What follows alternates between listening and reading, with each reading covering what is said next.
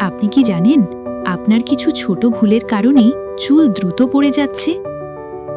অনেকেই বুঝতেই পারেন না প্রতিদিনের কিছু অভ্যাস ধীরে ধীরে চুলের ক্ষতি করছে। চলুন জেনে নিই চুল পড়ার 5টি বড় কারণ। প্রথমত, পুষ্টির অভাব। শরীরে ভিটামিন ও প্রোটিন কম থাকলে চুলের গোড়া দুর্বল হয়ে যায়। দ্বিতীয়ত, অতিরিক্ত মানসিক চাপ।